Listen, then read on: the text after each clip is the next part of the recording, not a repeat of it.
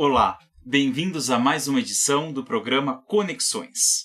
Aqui o nosso objetivo é democratizar o conhecimento, conectando você com as ideias de pessoas com experiências em educação à distância e ligadas à inovação em educação, tecnologias e linguagens. No programa de hoje, eu recebo o professor do Departamento de Engenharia Química da Universidade Federal de São Carlos, Rui de Souza Júnior. Rui possui graduação em Engenharia Química pela Unicamp, mestrado e doutorado também em Engenharia Química pela UFSCar e pós-doutorados realizados no Brasil e na França. Atualmente, o professor Rui é coordenador do curso de Engenharia Ambiental oferecido pela UFSCar na modalidade de Educação à Distância. Professor Rui, muito obrigado pela sua presença aqui no Conexões. Eu que agradeço o convite. Professor, a sua experiência no curso de Engenharia Ambiental na modalidade à distância aqui pela UFSCar é a primeira atuação, é a sua primeira experiência em EAD? Sim.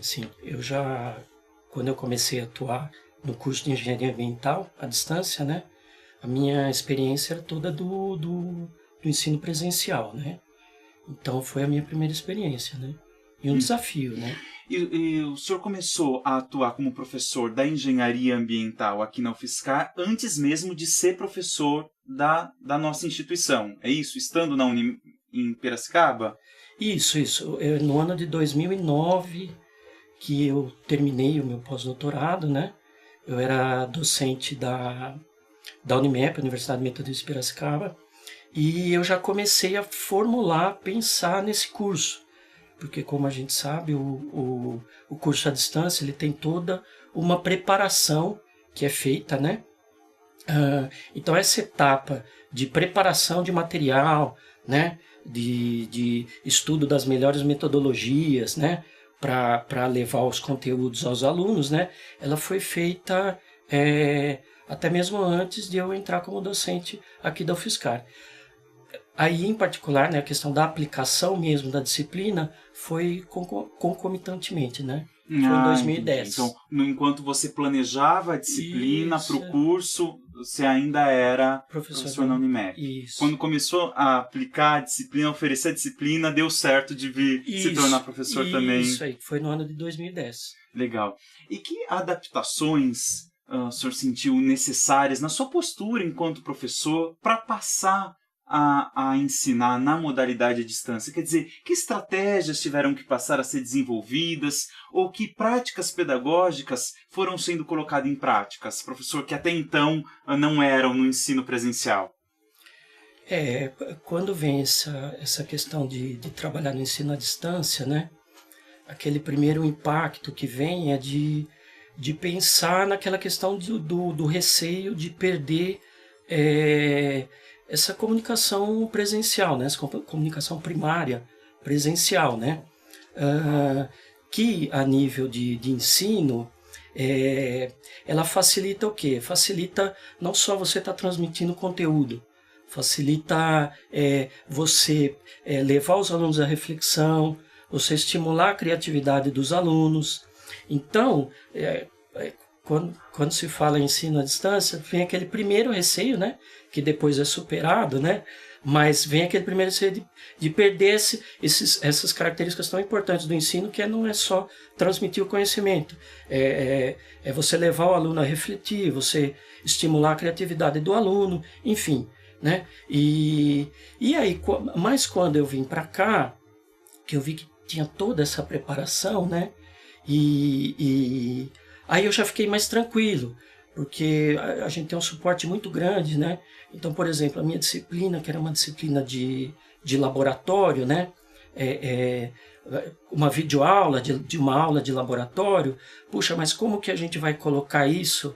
Quais as metodologias que a gente vai utilizar para não perder isso, essa questão de incentivar o aluno à criatividade, à reflexão, que são elementos fundamentais quando você está ensinando qualquer assunto, né? Uhum. Então, nesse sentido, mas assim, teve um suporte muito grande, né? Na época, a designer instrucional, né? ela, no meu caso, era uma disciplina de laboratório. Eu falei, olha, vamos colocar, que tal a gente colocar as práticas dentro de uma webquest, né? Uhum. O webquest, na verdade, de uma forma assim, explicando de forma simples, né? A gente coloca um problema que está associado à prática. Não é simplesmente uma medição de dados e aplicar uma fórmula e chegar a um resultado, né? Aquilo vai estar dentro de um contexto de um problema, aquele experimento, que associando esse problema ao experimento, o aluno vai ter que recuperar, pesquisar, com indicação do professor, claro, né? Pesquisar material para ele recuperar os fundamentos associados àquela prática, não é? E aí não só aplicar uma equação, mas ele vai descobrir, vai relembrar, vai descobrir, com auxílio do professor e dos tutores, da onde vem aquela equação. E aí, de repente, ele vê aqueles dados e fala, olha, eu tenho essa equação e tenho esses dados, eu consigo calcular tal parâmetro que era o objetivo da prática. Quer dizer, o que você está me dizendo é que o aluno não simplesmente assistia à sua videoaula, né, professor? Ele tinha que agir diante do conhecimento que estava sendo construído ali. Exatamente. Colocado de uma forma que era o que eu falei no início, né? Aquele meu receio de perder essa comunicação primária, né? Numa distância, a gente no começo fica com aquele receio. Mas não, depois você vê que tem todo um suporte, né? Essa questão que eu citei como exemplo de colocar a prática, a videoaula, né? Não está só transmitindo aquele conhecimento, mas está permitindo ao aluno refletir e usar sua criatividade também para, né, no final, a gente realmente não só está transmitindo uma informação para ele. Quer dizer, a videoaula ela serve mais como um estímulo, um pontapé inicial ali, do que propriamente... É só parte daquela o início aula do processo. E é só parte daquela aula de laboratório. Não é simplesmente fazer um experimento, tirar alguns dados, no caso eles assistem o experimento, né, na videoaula, mas não é só isso, você pega uma equação, aplica a equação, calcula um valor lá, pronto. Não, tem todo um processo, desde retomar os conceitos, até ele falar, olha, dá para aplicar essa equação que eu estou estudando aqui, naqueles dados lá, e obter determinado parâmetro. E ainda sobre laboratório, aqui a UFSCar já está com projetos para laboratórios móveis e para laboratórios via web, não é isso, professor Rui? Como é que eles vão funcionar? Isso, aí já mais até falando como coordenador, né? Como coordenador e como professor também, né? Porque, de uma certa forma, privilegia também, né, a minha disciplina. Mas, por exemplo, essa questão que eu lhe disse, que a minha prática é ser uma videoaula, né?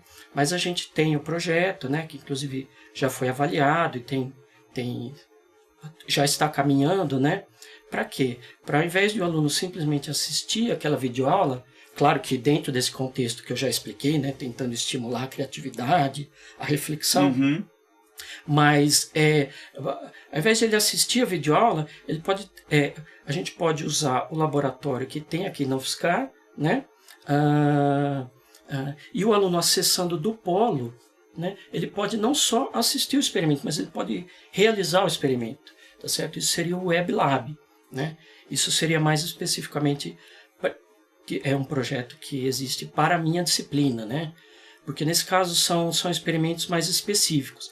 É claro que a gente tem alguns laboratórios, né, nos polos das disciplinas básicas, né? Física, química, biologia, mas, por exemplo, no meu caso da minha disciplina, já é uma coisa mais específica. Então, é o laboratório do DEC, do Departamento de Engenharia Química.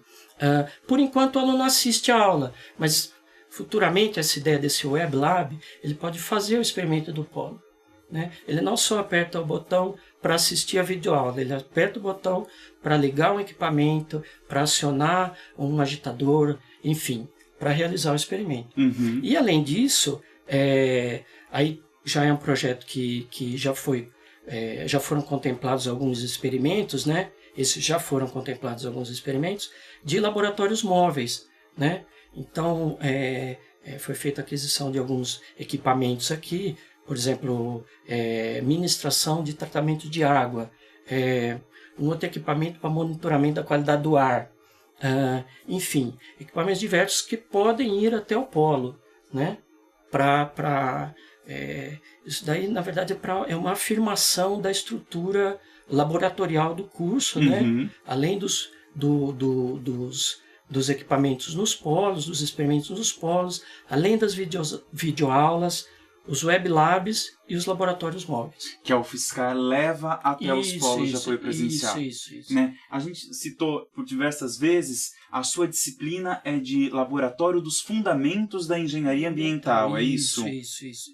Né? Que aí vai poder se valorizar a partir da utilização dos web labs. Isso, mas por enquanto esse ainda não foi efetivado, né? Tivemos o projeto, inclusive já caminhou bastante, mas nós vamos ter que insistir um pouco para substituir a videoaula, porque essa disciplina, como eu disse, né? Nós temos alguns laboratórios nos polos, né? Química, física, biologia, algumas coisas nos polos, né?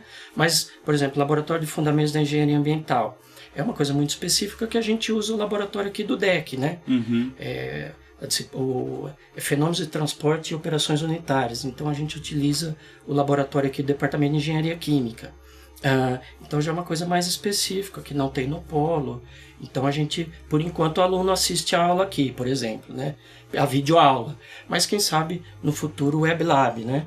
E além disso, outras disciplinas, conforme mencionei, dos laboratórios móveis, né? Legal. Professor, o curso de Engenharia Ambiental à distância aqui da UFSCar é o primeiro na área de engenharia oferecido na modalidade à distância por uma instituição de ensino superior pública no Brasil e acaba de ser reconhecido pelo Ministério da Educação. Aí, quais as características desse curso, ou, né, o que o senhor destacaria da estrutura do curso que possibilitou aí esse reconhecimento pelo MEC e possibilita o sucesso dos processos de ensino-aprendizagem?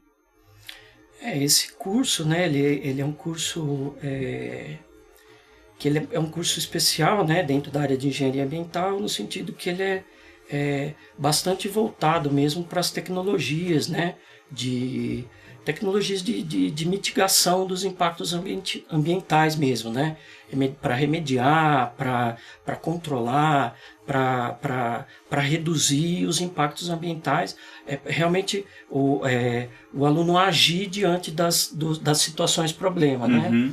Um curso mais voltado realmente para as tecnologias, né? De fato, tão importante essa questão dos laboratórios, né? E, enfim, é uma característica do curso, né? Não simplesmente uma gestão ambiental, né?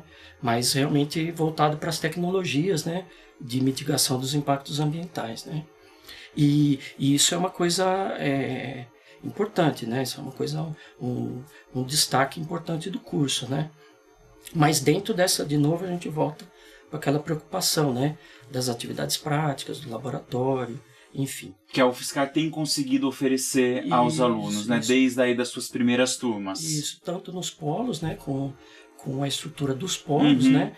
Quanto com essas ideias aí que eu passei para você, dos laboratórios móveis que vão até os polos, ou dos web labs, enfim. E em que sentido o senhor imagina que é preciso que se avance ou que barreiras ainda precisam ser transpostas para a gente avançar ainda mais na qualidade do curso? Olha, o curso foi, assim, foi muito bem, né? Então, por exemplo, eu assumi a coordenação agora, faz pouco tempo, né? E eu posso dizer que eu, já falando como coordenador, como novo coordenador, depois da aposentadoria do professor Poiani, né? Grande professor Poiani, que desenvolveu um grande trabalho, né?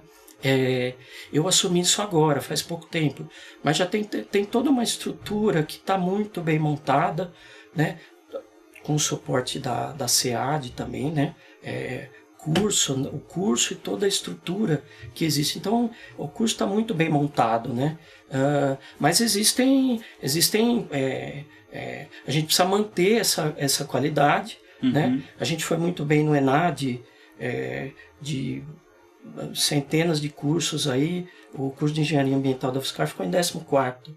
Então, considerando inclusive os cursos presenciais, exatamente. Então é uma posição muito honrosa, né? Então, mas assim, é claro que sempre tem sempre se pode melhorar, né? Uhum. Essa questão dos laboratórios. Uma outra questão que me assim, não que me preocupa, mas é sempre uma questão que eu venho pensando, né? Que a UFSCar, né, com esse curso de engenharia ambiental, ela tem, apesar de ser à distância, né, mas a gente às vezes encontra dificuldades para oferecer esse curso, vamos dizer, a distâncias maiores, né, em outros estados, né? Apesar que a gente já atua em outros estados, né? A gente tem polos aqui do curso em engenharia ambiental em São Paulo, mas a gente tem o curso no Rio de Janeiro, em Goiás, enfim. Mas, de uma certa forma, fica mais difícil, você estar cada vez mais longe, é mais difícil, né? Então, eu sonho com uma possibilidade de outras... Chegar ainda mais longe. Mas aí teria que ser um projeto mais amplo, em que outras instituições de ensino viessem com a gente, né, para oferecer esse curso em outros estados, né? A gente ampliar o sonho, né, de sonho, uma rede de engenharia ambiental, né? Mas aí precisaria não só o UFSCar sozinho, né? Mas o UFSCar com essa característica de pioneirismo que acompanha a história da universidade deve levar isso adiante. Sim. Professor, nosso tempo infelizmente se esgotou. Eu quero agradecer mais uma vez a sua presença aqui no programa Conexões. Eu que agradeço novamente a oportunidade. A vocês que nos assistem, o meu abraço e até a próxima edição do Conexões.